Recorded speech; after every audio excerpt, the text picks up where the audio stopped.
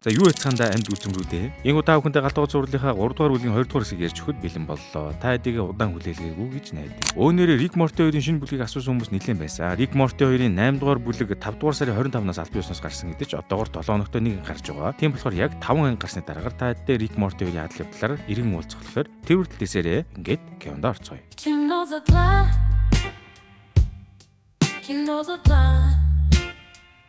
Ингээд 11 дугаар анги эхлэхэд Вика ч ахлахаас зуны шин цэс авах гээд амар зайг нь үзүүлсэнгүү хөөн барин байж үглээстэй. Тэгсэн ахлах маань хэлж байгаа. Тэр хүмүүс чинь 100 болохоор өөр ододтой болчдөг юм уу? Тэгээ бас зөрөөстэй. Тийм үү ингэж байхад нь удалгүй Дима орж ирэхэд Вика ч ахлахын маань сайхан ховлож Димач ахлахад хэлж байгаа. Хөгшрөө юу да чи минь тэтгэвртэй гармаар байна өнтер гээд муухай явуулж гарваа. Тэгээ түүний араас ч Дима ахлахад хэлж байгаа. Өө нэрээ нэг гадаад хүн ирээ чамайг хайгаад байсан. Тэгэхээр би чамайг энд байхгүйгээ хэлсэн шүү гэж байна. Тэгсэн тэр хүн нь ахлахын Франц найз Пол гээд нөхөр байсан юм байлээ л дээ. Дээрээс нь энэ Пол гээд нөхөр чинь Катягийн хоолны актемдах багш нь байсан юм байна шүү дээ. Хэрвээ та санаж байгаа бол Катя маань сургуулаа хаяад ирсэн байгаа шүү дээ. За ингэж ахлагч хөгшин антайгаа уулзангаа бөөн баяр баясгал болж тэрвэрлээд баг үнсээд авах нэ. Гэхдээ Европчин бие биенийг үнсгэж чинь нэг төрлийн мэдлэг соёл шүү дээ. Ахлагч Полоос асууж байгаа. Гэхдээ чи энд одоо юу хийж яваа юм бэ? Энтерхтэн Пол хариуд нь. Би энд ажлын санал авсан энтергээ тэглээ. Түүний дараа ахлагч охиноо магтах гээд Катя төгсөд энд ирсэн байгаа шүү дээ. Чи уулзах уу гэхэд нь Пол Катяг аавдаа үнэн хэлээгүй нь олоод мэдчихв. Ингээд ахлагч Катяг дуутахад цаатах нь аавыгаа сургуулаа ясныг мэдчихлээгээр бөө паникнд орлоо. Тэнгүүтээ үнэн хэлэхгүй тулд аавдаа хэлж байгаа. Би Максаас жирэмсэн болсон гэд наачдаг ба. Ингэж ахлахын хамгийн том хар дарсан зүудэнд биелэлээ болов. Тэр нь Максыг хүргэнэ олгох. Ингэж ахлагч үнийг сонсоод шууд хямарч ямар сайндаа Луин бариад явжсэн шарзыг шилээр нь ухавдэ. Түүний дараач Катя Полтой уулздаг ба энэ үеэрээ Катяг аавдаа сургуулаа хийсэн гэдгийг хэлээгүйг мэдчихэд та хэлээгүй бол би хэлэх ёстой шүү дээ энэ гээд айтайхан ойлгуулах гэж үзлээ. Гэсэн ч Катя минь аавчаад аль хэдийн худлаа хэлдгийг хэлсэн байгаа шүү дээ. За ингээд Катяг Максаас жирэмсэн болсон гэдгийг мэдэнгүүтээ муу ахлагч нь Максыг дуудаад хүргэнэ болох бэлтгэл ажилд оруулж байгаа юм чинь. Бүр аргаа ядахтал миний ач ээжигээ эцэггүй өсөхгүй гэж мэгээл өөрийнхөө урдын хийсэн алдаанаас их харамсч явдаг нь харагдлаа хөрхий. Гэвч Макс маань угаасаа л буруугүй тул ахлахад хэлж байгаа. Ахлаа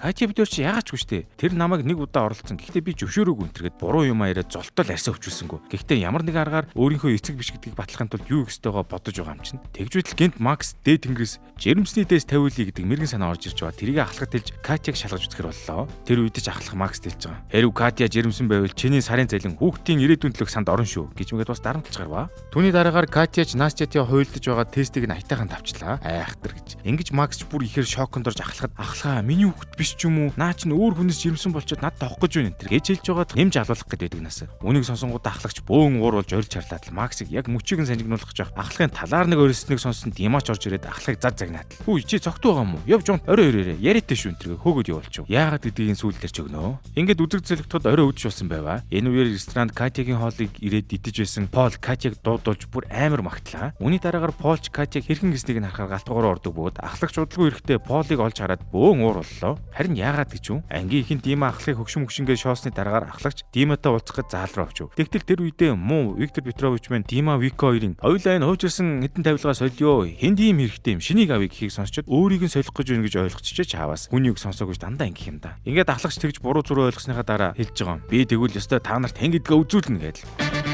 Сам сделаю.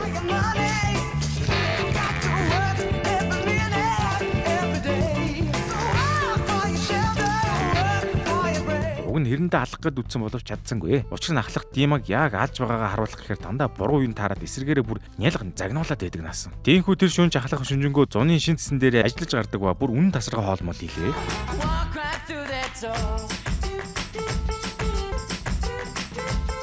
Гэвч өглөө шүнжэнгөө нойргүй ажилласныхаа горонд өдрийн нэг хүртэл унтаад байжтал. Дим орж ирээд ахлагыг ингэж байгаа. Өө чи дахиад лугаа юу? Бурхан минь гэж витя гэж бүр толгой төрөөгөө загналаа. Тэгээд түүний дараа Максыг алах гэж байгаад гэртээ хайр амар гэд хөөгдөв. Ийхүү орой болоход ч ахлах Диматай уулзахад Дима чинь жигтэйхэн сайхан ааш гаргаж шахсаар гоод ахлагыг 3 хоног амруулахаар болчихв. Үүний дараа ахлагч юм авах гээд галтгоонд өртөл Полыг орж харангуудаа өөрийнх нь оронд ажилд орох гэж байна гэж бодоод хамаг юм авчиддаг ба удалгүй Димач орж ирээд үннийг хэллээ. Тэгсэн чинь уг нь Дима Вика хоёр ярьж байгаад ахлагыг рестораны хамтран эзэмшигч болох гэж байтал ахлагт нэгтэд буруу зүрөө ойлгоод өөрийгөө алаад хийцэн байдаг наасан. Яанда тэнгэр минь. Ийхүү ангийн төгсгөлд ч Катя аавда бүхнийг хэлдэг ба Макс Катягаас хариугаа авах гэж ээжигээ гэж өөр хүнд мөнгө төгрөг өгөх гэж байгаад баригдаас гэ. Сүүлд нь Макс ингэж байгаа. Хүн болгонд айцтай авдар байдаг. Зарим нь энэ авдраас хол байдаг бол зарим нь нуудаг. Харин зарим хүмүүс их хацтай. Тэдэнд айцтай авдар байдаггүй. Жинхэнэ нэр хүн юунаас ч айдаггүй мэмэн ээлжид бодрлоо хийлээ те. Гэхдээ ухааждаг юм да. 12 дугаар анги эхлэхэд Макс маань овоо Викаг мартмаар болоод үнэн өөртөө ихтэй ажил руугаа алхаж явбаа. Тиймээ яг ресторан руу орох гэж байтал гинт манай үний дээр шүл асгаар ажиллаа. Тэгсэн хэн асгасан бэ гэхээр хоёр давхрын Крил өвөө байна. Үүний дараа Макс бөөн уурлаад ахлахад орж ирэл гомж гардаг ба тэр үед нь ахлагч одоо бидэнд Крил өвөө гэж хэн болохыг тайлбарлаж өгөө. Клод Моне ресторан байрладаг барилгын бүх байрууд нь офисын зорилгоор ашиглагддаг боловч ганц байранд нь одоо хүртэл хүн амьдардаг гэжээ. Тэр байр бол Крил Ильич хэмээх зөвлөлтийн дотоод ямд ажиллажсэн тэтгэвртэй гарсан офицер хүн юм байна. Хэдийгээр Крил өвөөдөр олон хүн ирээд байрыг нь худалдаж авах санал тавьсан ч чексист өвөө бүгдэнд нь маа гэж салавч өгöd хөөгд явуулсан. Ёстой халахаас илүү ааштай хүн гинүдээ базар. Крил өвөө жилдээ нэг удаа удирдлан таарахаар дандаа сонь юм хийж рестораныг хорлдог бөгөөд уг нь тэрийг нь харагдаж манай идэж хоол ундаар сайхан дайлдаг юм байна. У него случается.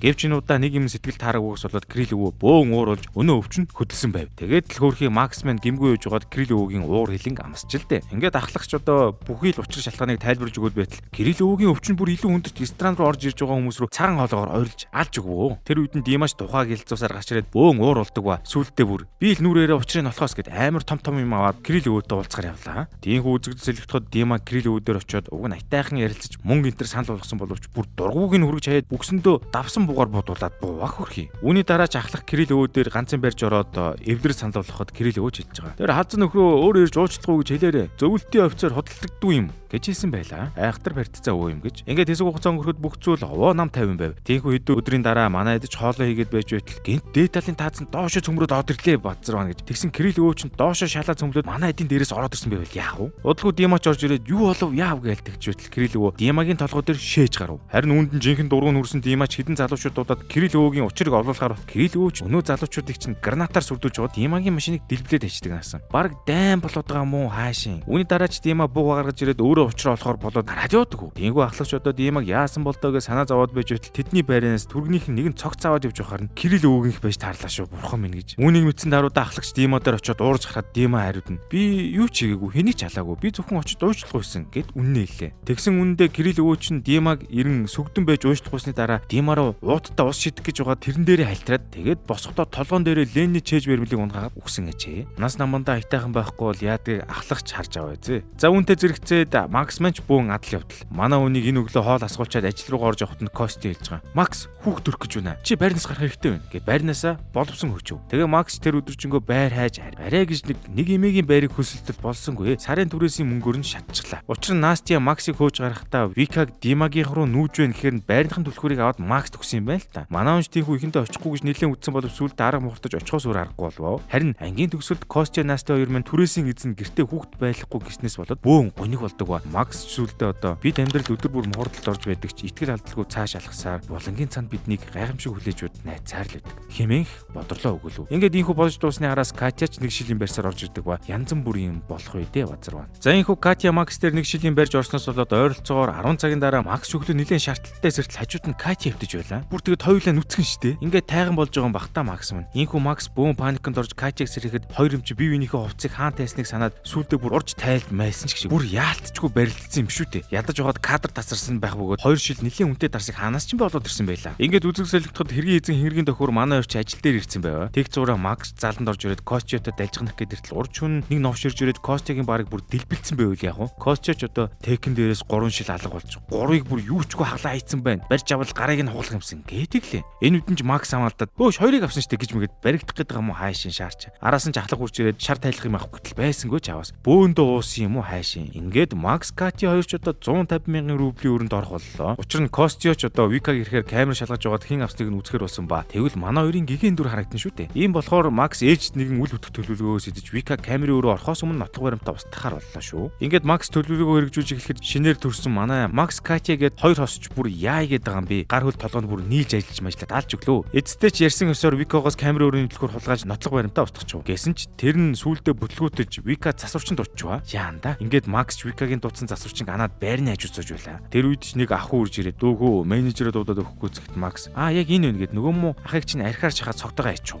Тэгээд яг гарах гээд үжитэл жинхэнэ камерын засварч ороод ирдэг ба. Макс гэж эргэн өмнөний толгой олгоо болохлоор хин яах гэж ирсэн асуулгүй байжгаад кофений машин засах гэж ирсэн хүнийг согтоогоо тайцсан байдаг наасан. Одоо нэрээ ганд орж ном уншуулахгүй бүр хэцүүдлээ Макс. Үүний дараагаар нөгөө камерын засварч юм амжилттайгаар засаж дуусглаа. Тэр үед ч Макс Катя хоёр явж ороо сайн дураараа үннээ хүлээдэг боловч хэрэг эзэн чинь энэ хоёр биш байлаа шүү дээ. Учир нь Викач энэ бүхнийг Димароо залгаад хэлэх гэж байтал Дима уцаа авснаа. Тийм ээ би мэдэж байна. Костя уцаа өгдөө гэж. Тэгсэн чинь өнгөрсөн шүн чинь Дима Викатай барилдаан хийж чадахгүй байгаадаа уурлангуудаа ресторан дээр согтуу ирж хамаг 3 шилийг нь хахлаад 1 шилийг нь ууцсан ажээ. Үгүй тэгэхээр манай орчууд гимгүй бааш таарав. Йоо ашгүй дээ. Тиймгүй бүх юмнаас ивэр мултарсан хойж тарахтаа бас хэлэхэд хамт цуг явж байх бөгөөд тэвж байхдаа ус цацдаг машин цацуулаад шалд норлоо. Тэгсэн энэ үед Макс эргэн өнгөрсөн шүнийг санахад энэ хоёр тэнэгчин шүн тэнж байхдаа шалд нороод тэгээд хараад хамаг хуцаа талиад хүнжилтээ орсон юм байна шүү дээ. Тимээс нөө барилдаан байсан юм байна. Йоо бурхан ангирмж болоо доо. Гэхдээ энэ янзаараа ресторан чинь хос төрхнүүд дээ. Харин нөгөө талд өөр нэгэн хосын амьдрал гацаанд орсон байлаа. Викаш Диматай үерхэж игснээс хойш нэг ч удаа барилдаан хийхгүй байгаа болохоор Димач бөөн бухимдал байгаа ажээ. Ямар сайндаа муу ахлагт маань хамаг юмаа ярьж мэрээд л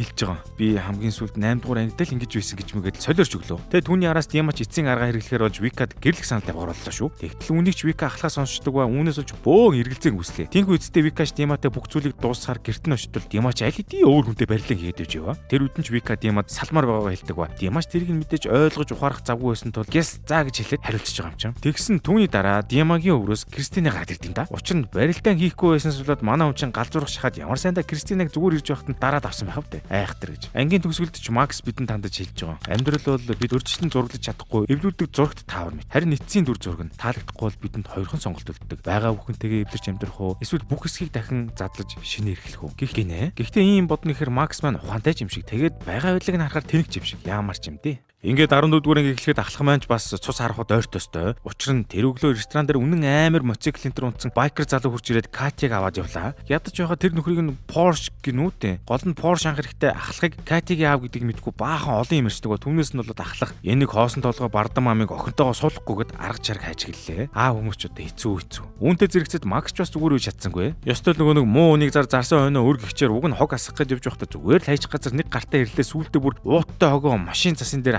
алж өглөө. Ядаж байхад наад уурыг нь хүргэсэн хүмүүс нь баахан кавказууд байдаг ба бүр бүлгээр явж байдаг наасаа. Ийхүү Максыг нөхдүүд отож эхэлдэг ба Макс нэг бол нөхдүүдтэй гарч эргэн шиг уучраа болох. Аль эсвэл зугтааж яваад баригдаад ойд булуулах гэсэн хоёрхан сонголт үлдэж байгаа. Бүр эсвэл ахлагч болчих магадгүй юм. Энэ хавар ахлах маань охиноо муу үерийн гарт алдахгүйг адил үзээстэй. Ахлах юун дөрөнд нөгөө Porsche шүү дурак руу залгаад уулцгаар боллоо. Тэгээ эренгүүт нь ингэж байгаа. Би чам 100 мянгыг өгөө. Тэгээ миний охиноос холд гэж хэллээ. Гэтэл Porsche муу новч нь яг ингэж мөнгө авсныхаа дараа Катя дахлыг ховлонгуудаа давраад бүр 200 мянгаыг нэгж гарлаа. Бүр сурцсан те. Үүний дараа ахлагч үнэхээр охинтой хайртай болохоор Porsche-тай ахин уулз тоглонгуудаа 200 мянгаыг жаахан зодуурын амтаар өгөхөр боллоо. Ахлагч одоо Федия Сени хоёрт баахан моч чулуу бариулдаг ба Porsche-г мөнгө авах гээд ирэнгүүт нь хэмт цодод хөөгөөж явуулах юм гинэ. Бүтдэггүй нэрээ. Ингээд удаачгүй Porsche ахлахын ярьсны дагуу буцаад ирлээ. Тэгтэл тэр үед нь дахиад Катя гарч ирээд дуурлаад бөө юм болоод Porsche-тай хамцууг явахор боллоо. Энэ үед ч Porsche ахлахад хэлж байгаа. За ах уу, үн нэмэгцээ. Одоо надад 500 мянгаыг өгчүүл окей энтер гэж хэлэнгүүтээ бүр юу ч болоогүй юм шиг яваад өглөө. Тэсээрээ дэ ахлах юм. Энэ хойгорч Макс маань нөгөө кавказуудтай уулзраа олох гээд бас бөө юм болоос тээ. Макс чигтэд яах уулзраа олохгүй мэдхгүй Тимүр рүү залхаад Тимүрч Макс нөхдүүдийг сайхан дайлцайлгээ зөвлөгөө өгөө. Үүний дагууч Макс ахлахын алаантай авах зур нүдийг нь хариулж аваад сайхан хоол унд хийгээд нөгөө нөхдүүд дээр чинь аваач өглөө.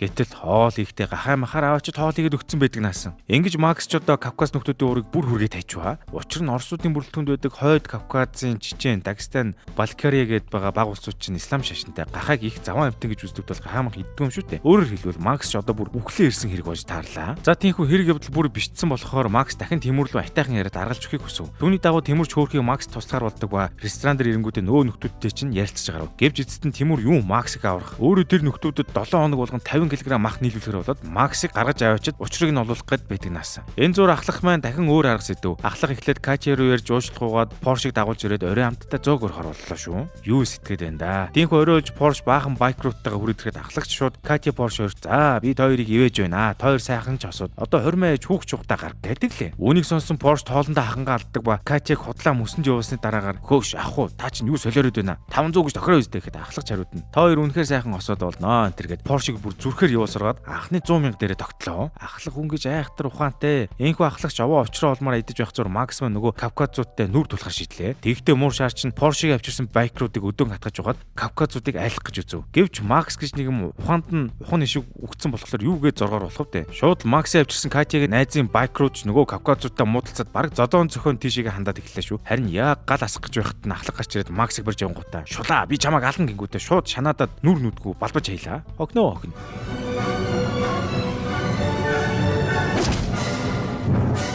Ах ты подонок! Ах ты тварь! Куда пошел? Үнийг харсан байкрууд ч Кавказууд ч овоо найрамдаж эвтээс алдаг ба нөгөө Максыг алах гэдээс нөхдөж ахлахад зодуулахыг хараад за шангаа хүртлээгээд яваадаг. Ангийн төгсгөлд жахлах Поршед мөнгөний өгч байгаа үед нь Кати орж ирээд мэдчихдэг ба уурандаа зам гарч яваад моциклтоо аваарт орчлоо зайлвал ангийн төгсгөлд Макс маань хэлж байгаа. Заримдаа хүсээгүйч тус чамайг уналтаас аварч чаддаг. Хамгийн гол нь хаа нэгтээ чамд төшиг болохыг хүсдэг хүмүүс үргэлж байдаг юм а. Хэмэнгснээр энэ анги төгслөө. За ингээд 15 дугаар анги эхлэхэд Дима маань өөрийнхөө рестораныг авах гээд улаараад байгаа Андрей гээд нөхөртөө ярьж байхдаа хэлж байгаа. Би хоолыг ядах юмгүй хольж удах чинь гэж мэгээд бас том боож байхдаа мөрийг тавьчваа. Ямар ч том юм дээр барьдаг юм. Энэхүү Дима ч үрдэг хэдхэн цагийн дотор Франц хоолны их нарийн урлагтай танилцаж хоол хийж сурах хэрэгтэй болдог ба. Ядаж явахад мөрийдсэн хоол нь Буйстийн туулайн махч гэнэ амар хоол байдаг насаа. Ингээд үзэг зөрөгтөхөд Дима галтайгон тоогооч хувц өмсөд хоол их гэж үзээ зогсож байлаа. Тэр үед нь ахлах өрөөнөөсөө гарч ирээд хитэн тоогооч нараа хэргаад л давсанд багвайн түүх вэ нэнтер гэж явж байхдаа Димаг харангуйтаа "Хөөе бүтлгүй амтан хэн ингэж ирж байсан юм" гэж тэглээ. Тэгсэн Дима амар гомдож уурлаад ахлахад баахан зовлонгоо тоож ахлахаар хоол хийлгэхийг заалгуулахаар болчихв. Үүнд нь ахлагч хэлж байгаа. "Энд чинь реклам тоглох бишээ. Урлаг энтер гэтэн Димач ахлахад сайхан шагнал амснаар ахлагч дуртай нарахгүй зааж өгөх боллоо шүү." Тиймгүй Димач ахлахын заасны дагуу эхлээд эхний ээлжинд хийх гэж үтсэн чинь хүн яаж нэг өдрийн дотор Франц хоолыг ядах юмгүй хийдэг болох вэ? Нөгөө талд нь Вика маань Димагаас сасны дараа ажлаасаа гарахаар болсон байлаа. Ядаж явахад бүр төрсөн өдрөөрөө шүү дээ. Тэгээд түүнээс аваад жаахан хямраастай. Энэ үед ч Макс Викагийн сэтгэлд нь жаахан шаналж байгааг ойлгонгуудаа Викаг дахин өөрийн болох гэд үзэж гарлаа шүү. Гэвч энэ үед нь ахаад л бүтлгүүтлээр эхэллээ. Макс энэ өдрийн өглөө Вика руу төрсөн өдрийн минь гэд мессеж өгчөд нь Вика урдаас нь баярлаа хинбэ гэд хариу иччихэлтэй зайлвал. Үнээс нь бол Макс Викаг өөрийнх нь дугаарыг устгацсан байна гэж бодоод ажил дээр очион баахан хэрүүлж хараад үнэндээ Макс чинь Костягийн шинэ утсаар андуураад мессеж ütсэн байжээ. Үүнээс нь бид Максыг хэр тэнийг амтан бэ гэдгийг харж болохоор байгаа. Тиймгүй Викаг ахин хэрүүл хийж холдуулсны дараагаар Макс маань уучлалт гуйх гээд гэрийн цонх руу өөрийгөө өргөдөг цамхаагаар өргөж мөргүүлээд цэцэг мэцэг өгөх гээд үнэн романтик хоголдоо. Гэхдээ хайрын төрүүлж ирээд ухаанд хожимдож ирэх гээд байдаг шаар байгаа юм. Гэвч Вика маань Максыг харангуутаа зогтож гэртээ байхгүй дүр эсгэж ахин блоклж гарваа. Аль насны эсэг үүлээр юм бол доо гэсэн ч Макс маань гүрийн тэндээ Викаг гэртэл байхаар шийддэг ба тэгээ зогсч байтал удалгүй Вика Максыг явцсан гэж бодоод гарч ирэхдээ баригдчихлаа. Ингээд Макс ч тэр үед нь Вика цэцгээ өгчөөд зүгээр үж чадахгүй Викаг одоо аламааруулах гэсэн юм уу яасан хаашаа унах гэж байгаа дүр эсгэж байгаад нэрингээсээ каран дээр сунчив. Үүний дараа ч Вика Макс түргэн дуудаад үзтэл ашгүй гайгүй өнгөрсөн байлаа. Түүний дараа Вика ч усанд орохоор ванны өрөөнд ороход Максийн бүхсний цагаан орхон хөдлөд Макс ч араас нь явж оронгууд энэ хоёр ч барилдаан гэж гарлаа базар дээр. За энэ үеэр ч Дима маань галтгоонд хоол хийж зурах гэж бас хөглж байлаа. Ахлах маань үгэн Димад аль болох ивэр заах гэж үтсэн чинь манай хүнд ер нь ирээдүй харагдахгүй байваа. Тийм болохоор ахлагчийн тентхийн хорны найруулгатай гаргууд учир Димаг мөрөнд ялуулах гэж хороо боджолоо. Тэр нь яадаг вэ гэхээр Андрей галтгоонд орж ирэнгүүт нь хідэн амьд үзмрүүдэд ашиглаж байгаад Андрегийн анхаарлыг сарниуч тэгээд Димагийн хоолыг өөрсдөө хийгээд өгчихвээ. Ингээд удалгүй Андрей ч галтгоонд орж ирэхдээ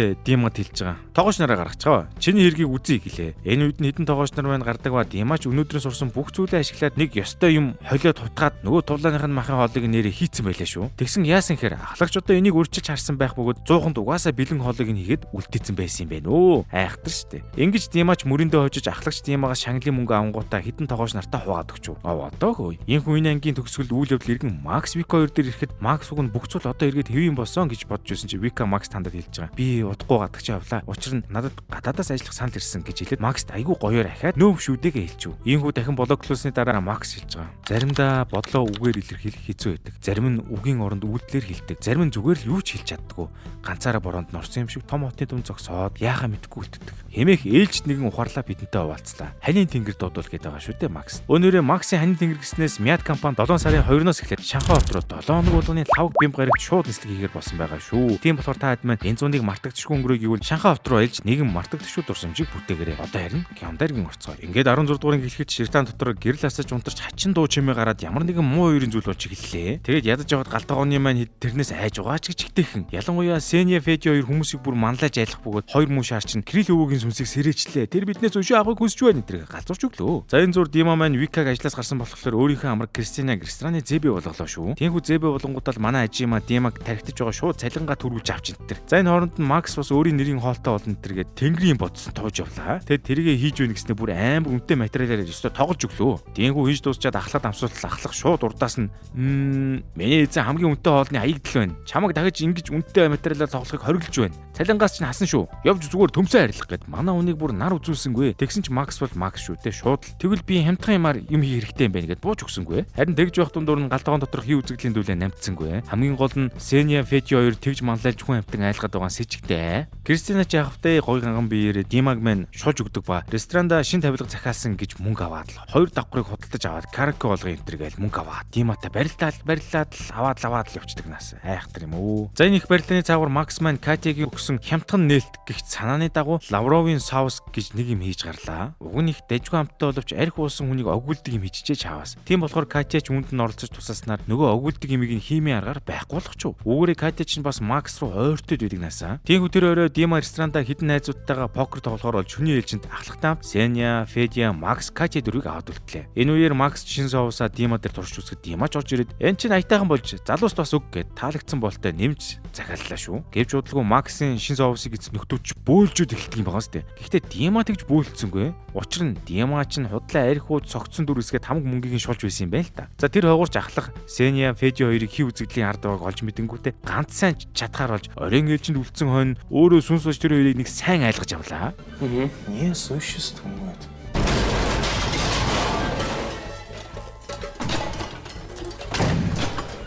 Это дед Кирилл, он пришел по нашей поганой душе. На колени. Вы пожалеете о том, что потревожили меня.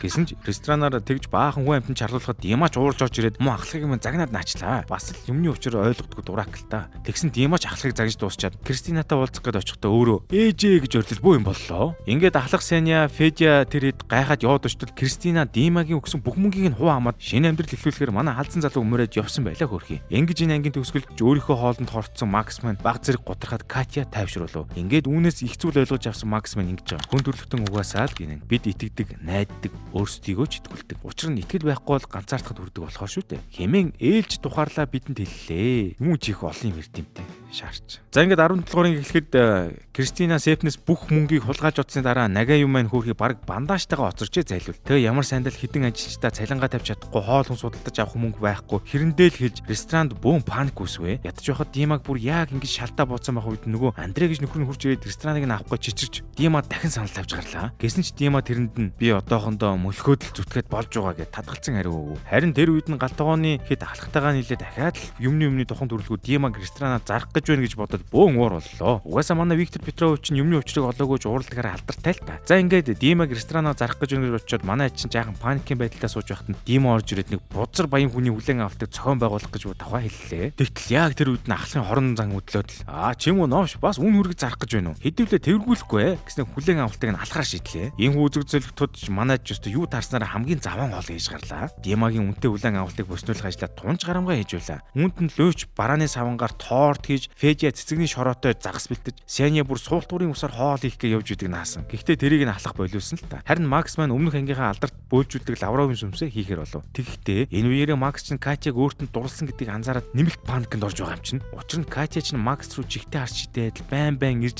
би хатан хүрээд бас ямар ч мэдрэмжгүй хөлтүү жок хингүүд нь худлаа инээж минийгээд уралцсан үний бүх шинжийг үзүүлээд байлаа. Хэлээд байсан штэ Макс. Одоо өөрөө ширээнээс унсан юм чи яа их вдэ. За ингээд үйл явдал урагшилж хүлээн авалт эхлэхэд Макс Катягаас цухтааж аваад цахилгааны шийдэн дээр хүрээд ирлээ. Тэгснээ бас өөрийгөө худлаа цахилгаан чин энтергээ бүлтүүл үсэрч байгаа цахилгааны шийдийг онгорхоо орхичвоо. Тэгтэл яг үүний дараа Сеня галтгооноос бүгэл бүтэн хоньны гулууз мах усангуудаа нуух газар хайж яваад цахилгаан шийд рүү чихээд хийждэг наасан. Тэгээ мэдээж үүнээс уж рестораны тогч тасарч Сеня өөрөө боодог болгоо алдлаа. Тиймгүй тог тасархад Виктор Петрович амар баяртай хүлээн авалт сүрлээ энтергээд байж байтал. Дима орж ирээд л манай эдийн хутгсан хідэн угаацыг хараад бөөн ууралж үнэн мөннийг Үнэндээ Димач ресторанаа аврах гэдэг нэг баян олигарх гарыг дуудаад хөрөнгө оруулах гэж байсан юм байл та. Тэгсэн тэр хідэн тэнгүүд нь яг эсрэгээр нь юм болох гээд байгаа шүү дээ. Ингэж босон бүх хүчрэг ойлгосон ахлах маань арын талбай дээр гал түлэж чамаагүй хоол ихэр болж ресторанаа аврах гэж чармаач эхлэвэ. Тэгсэн тэр үед нь Радиан Сергеевич аваачаад уншиж байсан номон дээр гал асаач хогийн савруу хийгээд бөөн төмөр тавьж түүнийг нь Федя унтраах гэж ирээд хамаг хийсэн хоол ундаа усаар шүшээд алга болгочлоо. Бүр нэрээ яагаад ингэж бүх юм бөксөөрөө эргэцэн байдаг вэ? Ядаж байгаад энэ хойгоор нь Макс Катяг хүлэн зөвшөөрж үнсэлцэж өнгөлцээд эхэлдэг ба тэр дороо ахлахад баригдахад нүд хөөрхий ахлагч хэлж байгаа. Ресторан одоо угаасаа хаагдаж тоо өртөө зурлах шаардлагагүйгээд эцсийн үгээ хэлэх аятаа гараа явчих. Ийхүүд үүнийг сонсчоод эргэн сэтгэдэг болсон Макс Катиор ч ямар нэгэн зүйл хийх хэрэгтэй гингүүтээ Аянурагийн хийсэн пловыг нөгөө хоолгүй болсон хүлэн авалтан дээр ширлээд авчиж өгвөө. Тэгсэн тэр пловыг нийцсэн нөгөө бузар баян чинь хамгийн сүүлд Кыргызстанд барилгын таргээд лахта ингэж идэж байсан. Үнэхээр таамаглахааргүй байла. Над таалагдлаа гэж тэгж байгаа. Үүн дээр нэмээд Сэни гитар тоглож өгдөгөө манайч бүр байгаа нөхцөл байдал айгүй сайн ашиглаастай. Ийхүү үзэг солигдохож Максын овсгоогоор ресторан авраглаа гэдэг үжил Димагийн авчирсан тэр бузар баян гарч үнэндээ дампуурсан нойд амиа орлох гэж сууж байлаа. Ингэж Димач өөрөө бөөн паник болж амиа орлох гэж байсан баян гарыг уучлаарай. Гэхдээ манад ийм хийгээд хэрэггүй гэд зохиод ухаан алтавчив. За тэгээд ангийн төгсгөлдөж Дима ресторана Андрейд худалдаж зовлонгоо эдс болголоо. Тэгсэн үүний дараа Андрейч галтгооны идэж шин зэбийг нь танилцуулахаар ирэхэд тэр шин зэб нь Вика биш таарлаа. Энэ үед Макс дотроо хэлж байгаа. Заримдаа нөхцөл байдал хэтэрхий хүнд болж бид дийлэхэд хэцүү санагддаг. Нэг бэрхшээлийг давангууд нөгөө нь өгдөг. Тэгээд л дахин сонголт хийх цаг ирдэг. Тэмцэхүү бууж өгөх үү хэмээн ээлж ухаарлынхаа юмыг ярьж гарлаа. Гэхдээ бол хизэж ухаардгүй хөлдөө толгоо штэ. Нэг том юм яриад идэв. Ингээд 18 дугаар эхлэхэд манай эдж Вика гэрсний дараагаар шиндэг журманд орж эхэллээ. Вика эхлээд галтгоонд цагаан малгай бас цагаан бэлийн энэ өмсгийг шаардаж цаг бүртгэдэг. Хаалттай болж мутад бүр тамхи татхыг нь бүр хязгаарлаад базж өглөө. Харин энэ бүхэн мэдээж манай ахлахад юу гэж таалагдах вэ? Шууд эсэргүүцэж бөө юм болж байгаа юм чи. Тэгээ ямар сайндаа Дима дээр очиж саяын бүх юмыг хэлээд гомдол мэдүүлж гарахад нь Димач бүх ресторанаа зарсан тул ямар ч ирэх мэдл байх вэ те. Одоо муу Димагийн хийж чадах ганц зүйл гэвэл ресторан цуугаад царайгаараа мөнгө олох юм да чаваас. Энэхүү ресторанаа бүрэн зарж ямар ч ирэх мэдлгүй болсон Димагаас юу ч олж долоохгүй гэдгээ ойлгосон дараагаар муу ахлахад байна хувь заяатайгаа эвлэрэх гэдэг сонголт үлдсэн юм уу та. Гэсэн ч ахлах хойно юу гэж тийм хурдан зөвшөөрөх вэ те. Үзэг солигдоход ахлах галтгоонд орж ирэнгүүтээ хувьсгал зардаж Викагийн хэлсэн шин заавар 4 журмын энтрийг бүгдийг нисрүүцэд бүр хэрэлдэж гарлаа. Гэвч тэр үед нь Вика ахлахтай өрөөнд орж уулзъя дагуулж оронгуудаа хэлж байгаа. Виктор Петрович хэрвээ та сайн ажиллах юм бол жилийн эцэст гэхэд 1 сая рублийн урамшуул авна. Гэт хэлтэл манай ахлах чинь шал өөр ахлах болоод явж байгаа юм чинь бүр аргагүй шүү дээ. Яг дуртай хэлээр нэрчиж байгаа болохоор ийгөө ахлах маань жилийн эцсийн мөнгөний сураг сонссны дараа шууд хулих нь бууж хандан дарагдаад гарч ирсэн ээ. Гал тогоо сонсож бай. Одоос бүгдээрээ Викагийн заавар зөвлөмжийг даган шүү гэж мэгээд айхтар аа гэж. Гэсэн ч үүнийхээ горонд гал тогоонд өөрийнх нь том өдөртөн чиглүүлж гисэн нэр алдран жаахан унаж гарлаа. За тийхүү үзэг зөлөгтөд ахлах маань өрөөндөө сууж байтал Сэня Феди хоёр ороод ирлээ. Тэгснэ ахлагыг маань худалдагдсан гингүүтээ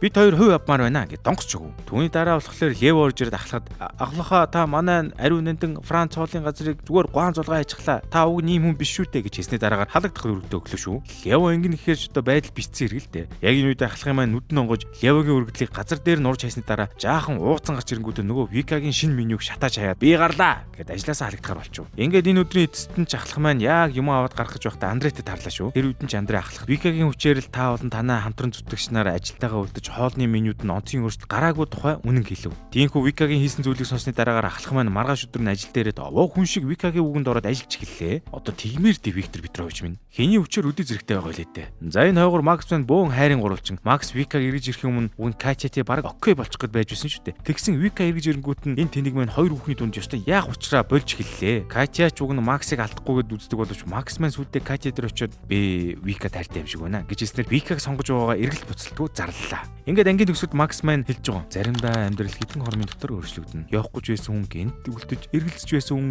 зөв сонголт хийснээ ухаарна. Үүний тулд зөв цагт зөв зүгт нэг алхам л хийх хэрэгтэй. Химээ нөгөө титэм үгсээ хэллээ. Харин тэгж байх үед нь гаднаас Максийн 2 дахь X Саша жирэмсэн болоод ороод ирлээ. Базарван гэж. Ингээд 19 дугаар анги эхлэхэд рестораны шинэ босс Андреч арын талбай дээр явж байхдаа манай рестораны дагуул Реден Сергеевчтэй уулзлаа шүү. Тэр үед ч угийн сэжигч хүүтэн царайтай новшлохоор Андреч Реден Сергеевчийг хөөх гэж үзэхэд нь ахлагч үгнээс нь зурж аль болох үлдээх гэж үзээстэй. Реден Сергеевич чинь үнэндээ хэн болох ханаас ирсэн болох нь мэддэггүй 3 жилийн өмнө л гинт гараад ирсэн юм байлаа шүү дээ. Хин бол дөө зайлвал. Энэ үеэр Сашагийн том гэцийг хараад сүнсэн зайлсан Макс Сашатай уулзаад байх үеэр Вика гараад ирвэ. Тэгтэл ашгүй энэ хүүхэд нь Максийн хүүхэд биш байжээ бурхан минь. Гэхдээ бас магадгүй л гар шүү дээ. Гэвч Сашатай уулзж байгаа худлаа хайснаас болоод Макс маань ахаад л Вика гомдож нөгөө нэг токсик харилцаанд эргэн орох гэдэг наасан. Энэ нэг юмны амигийн нэрийг бүтчихмээр шүү. Энэ хооронд ахлагч одоо Реден Сергеевичийг шинэ эзэн цагдаад барьж өгнө гэд байхаар арга ядаад Диматай очиж уулзлаа. Тэгтээ ахлагч одоо бүр Димагийн шарыг нь малтаж өгдөг бөгөөд чийч юу шийдэж чадахгүй байх дөө гэд муухай сумлаа хийдэг наасан. Тэр үед нь сумлахаа сайн авсан Димач Андре дээр очиод ярьж гарахад Андре урдаас нь хэлж байгаа. Манайх аль хэдийн нэг тэжээмэлтэй болсон гэд өөрийг нь хэлээд хайждаг наасан. Одоо карма гэхүүтэй. Үүний дараа Андреч цагдаагаа авчираад Реден Сергеевичийг яг албан ёсоор хөөж явуулах гэхэд нь ахлах гарч ирээд цагдаа нарыг аргалаад Реден Сергеевичийг бүр ажилд авчлаа. Тэгт нь Андреч одоо нөгөө Реден Сергеевичийг заавал хөөлөх гээд хэлж байгаа. Тэгвэл хоол их чадвар үгийн шалгыг гэхэд нь Реден Сергеевич нь одоо яаж гэдгийг мэдэхгүй ч бүр амар хоол хийгээд байдаг наасан. Айхтар гэж. Ийхүү Реден Сергеевич нь өөрийгөө янзын баталж амар хоол моол хийгээд Сэня Феди хоёрын амийг ангаалгасан дараа галтгоондоо үлдэхэр болж баяраач ахлахтаа тэмдэглэж гарваа. Тэгж байхдаа Реден Сергеевич чинь амар хурдан цогцдог бөгөөд хэлж байгаа. Би базилик тавьгаа мартчихгээд архины алуун солиож гарахдаа Андрегийн уулзж байсан амар чухал зочны урд мурд нь унаад алж өглөө. Тэгтэл яасан гэж нөгөө Андрегийн уулзж байсан чухал хүн чинь Радиан Сергеевичийг харангуйтаа "Радион эн чинь чи юу да? Громо" антер гэснээр тэрч аваад бид нар чамайг бүхэл Петрээр хайсан үгсэн гэж утсан гэж мэгээл бүр амар юмнууд гарч ирлаа. Тэгсэн Радиан Сергеевич маань үнэндээ бузар баян хүн байсан бөгөөд ой санамжаа алдаад манай андерсэн байжээ хөрхий. Амьдрал гэж үнэхээр сони юм да. За энэ хойгуурч Макс Вика хоёрын харилцаа эргэн хэвийн байдалд орох гэдэл бас л бөө бэрхшээлүүд туусаар л явна. Вика маань Максыг хүмүүжүүл сайн хүн болсон гэдэгт нэг л итгэж өгдөггүй ба тийм болохоор ч янз янзын сорилтууд тавиад байгаа юм байна л да. Гэхдээ Викагийн нэгч буруу биш л дээ. За үүний дараа Макс руу рестораны зөөгч Эва жигнэсээ өөрлөнд хандраад байгааг ойлгохгүй дахиад Викаг сорилт тавьж гэнэ гэд бодоод тэнхтэж өглөө. Ингээд Макс ч Эва Мика хоёрыг нүрэлдүүлэн гингүүтээ Эваг ханаалтаж байгаад Викаг нь аваад ирлээ. Тэгж манай хоёр ч одоо бие бинийгээ хараад цочдөг ба Макс ч ингэж байгаа. "Ааха, болж таамаа хоёр" гэж бичсэн бүр төмсөө төмс. Тинхүү удалгүй Макс ч үннийг мэдснийхээ дараа Викад худлаа авуурсан болж молоод эвлэрээд авчдаг наасан. Эмэгтэйчүүдэр бол наадаж байгаа юм шүү. За энэхүү Макс Вика хоёрын дунд ч ашгүй бүх зүйл эргэн хэвэндээ орж байгаад Катя маань ажлаасаа гарлаа гэд бөөн драм болоход Вика ч одоо Катя Макс хоёрын дунд эхэлж байсан жигийг нь сонсоод Максыг дахин өчөхгүй блоклоо. Одоо яа гэм бол та бурхан тэнгэр минь. За ингээд 3 дугаар бүлгийн төсгөлийн анги эхлэхэд Викагийн араас Макс дахиад элдв шулдуу юм сэдэнгүүсээр л энэ удаа бүр морь зөртөө ирээд ханхуу шиг гуух гэж үзлээ чаваас. Гэвч угийн Макс лайн морноос унлаад эмнэлэг түрэгдэж байгаа юм да. Тэгсэн мүү шаарч эмнэлэг зэрэгтэй сүүлийн 20 жилийн ой санамжаа алдсан байвал яах вэ? Өөрөөр хэлбэл анх Викада танилцж байсан үеэ санаад л. Тэгтэл энэ бүхэн үндэ Максын цаг мөчөө өөртөө маш ашигтайгаар эргүүлсэн ээлжид үл бүтэх төлөвлөгөө байсан бөгөөд Макс ч ой санамжаа алдсан болж жүжиж байгаад Викага буцааж авах гэдэг юм уу хаашийн. Харин тэр хооронд нь Андре гэж нэг юм ахаад лахлахын амар зайг үзүүлсэнгүй. Андре манай рестораныг ашиггүй ажиллаад байгаа учраас Петербургээс Сергей гэдэг мундаг менежерийг авчиж рестораныг ашигтай ажиллуулах тал руу зохион байгуулахар болжээ. Тинхүү Сергейч ахлагтай танилцсан дараагаар галтгоонд орж ирэнгүүтээ зардал бууруулах нэрлэлээр манай эдэж нь орж гарах хөдөлгөөнийг баг хааж хаяад янз янзын зүйлсийг хийж эхэллээ. Гэвч тэр нь мэдээж ахлагад таалагдаагүй бол ахлагч эхлээд Сергейн жочд бодлын өрөөнд очоод эв зүгөө олох гэл бас болсонгүй чааваас. Үүнтэй зэрэгцээд бүх солиорол цэг тавихаар Димач Андрегаас иргэн ресторанаа худалдан авах гэтэл бас амжилтээс олвоо. Тэгэхдээ ахлах Сергейн өрөөний буйданд ороос Андрийн эхнэрийн эмгийн бололт авлаа шүү. Тэгэхээр Сергей чинь Андрийн эхнэртэй явуулдаг гэж таарж байгаа юм уу хайшин юу завхурсан юм а. За үүний дараагаар Сергейч зардал таних нэрээр ахлахын цэснээс Николыг нь хасчаа юу. Тэгтэл тэр үед ч ахлах жигнэс уурдаг бөгөөд уурандаа Сергейг зайлуулахар шийдэж Андрийг эхнэртэй явуулдгаар нь шантаж хийхэр болвоо. Тэгэхдээ ахлах дахин нэг өрөө Сергейн жишд бодол худлаа согцсон болоод очдөг ба тэр үед нь Андрийн өрөөнд дотор ирсэн байж үлээ шүү. Ийхүү ахлагч Сергейн өрөөнд орж ирмэгцээ унтлагын өрөөнд нь гяс сэмэрхэн камер байрлуулад амждаг ба маргааш нь тэр шөнийн бичлэгээ бичээд авцсан Сергейг дамтлах гэд хүлээгээд байж байгаа. Тийхүү ахлагч Сергейг дуудаж оруулж ирсний дараагаар яг гоё дарамтлалаа эхлүүлэх гээд байж байхдаа яг үнэндээ Сергей чинь Андрийн эхнэртэй биш. Андретэй өөртөө нь явуулдаг байсныг мэддэг ба ахлагч өстой нэг сумаар хоёр туулаа бодчих уу яав. За ингэж ахлагч одоо Андрийг номхруулж байх хоогоор Максын тусгай ажиллагаач бас дайжгүй амжилттай. Макс эхлээд ой санамж алдсан нэрээр Викагийн дантахаар болчихоо. Тэгтээ манай хүн чинь Викаг өстой уянгалж гардаг ба өстой боломжийг сайн ашиглаж гарваа. Түүний дараа Настя Кости хоёр ресторанда хормын их гээд бэлдэж байх зур Макс Викаг аваад бүжиглээд Викагийн итгэлийг бүр илүү олж авдаг боловч сүүлд нь Максгийн хойно азартаж баригдсанаар Вика Настя Кости гурийн дург бүр их хүрэж хаялаа. Ядаж байгаад Макс тэгж дальчган жоохтой хормын их гэж байсан Костигийн хөлийг гимтэйгээ хайчваа. Бүтггүй нэрээ. За ингээд яг бүх зүйл жигнэсээ дууссан хойноч Настя Кости хоёр хорм хийж байх зураа өвдөлтөгөөд хүүхдэд төрүүлэхээр эмнэлэг явчваа. Тэгсэн хойноч ахлах хэдэр яа гой сууж байхад Андре үрчирээд рестораныг зархаар шийдсэн. Одоо танай ресторан спорт бар болно гэд өшөө аваад байгаа муу хайшин тэгж хэллээ. Үүнийг сонсон ахлах согцсон хойно ресторанаа шатаах гэж үздэг ба яг тэгж байх зур нь Дима ороод ирлээ шүү. Тэгсэн Димач одоо ахлах Федя Сеня Лю гэд хэдэн цогтод толгоонууд ресторан шатаах гэж байхад бөө юм болж Радиан Сергеевичээс мөнгө зээлээд ресторанаа эргээд авсан тухайга хэлж гарав. Ашгүй гэж. Ингэж эцэст нь бүх юм байрандаа орлоо. Харин энэ бүлгийн төгсөлд Макс одоо үлдэх шалтгаан байхгүй болсон учраас Воронеж руугаа гэртээ харж байтал Вика гарч ирээд манай хоёрын эвлэрч Вика бүр Макст гэрлэх санал тавилаа. Юу болоод байна? Угаасаа арай иршүүдээрээ Вика санал тавьсан дээр байх л та. За энэхүү манай заваарсан галтгооны романсын 3 дугаар бүлэг дуусч байгаамаа. Одоо хэдүүлээ 4 дугаар бүлэгтээ юу болохыг харахад үлдлээ. Гэхдээ миний хувьд бол Макс баг Викагаас илүүтэй Катятай суугаад ахлахаас эрүүний шүл амсаа сайн болж хүмүүс нь арай ирээдүйтэй байсан болов та. Үгүй бас өөрөө ирэж болно л доо. Ахлах байгаа цагт бол Макс маань аригчин болно л гэхээс араар тавьж болохгүй шүү дээ. Та хэд маань Макс Викатай суусан дээр байсан уу, Катятай суусан дээр байсан уу гэдгийг комент хэсэгт бичээрэй. За өрн төлөөн зуны удирдлаглээ дуудахгүй зуны амралт, ээлжийн амралтаа авах гээд догтлоод л байна уу? Гэвч Монгол орныг аль хэдийн тойроод дууссан юм шүү дээ. Тэгвэл Мяд компаниас Шанхай хот руу нислэг үлдэж эхлэх гэж байна шүү дээ. Хэрэг та хэд энэ зуныг дурсамжтай зугаатай өнгөрүүлэх гэвэл Шанхай хот руу аялаж шинэ юм үзэхэд бас янзтай шүү дээ. Шууд нислэг маань 7 сарын 2-оос эхлэх бөгөөд 1 зуныг гайхамшигтайгаар өнгөрүүлээрэй.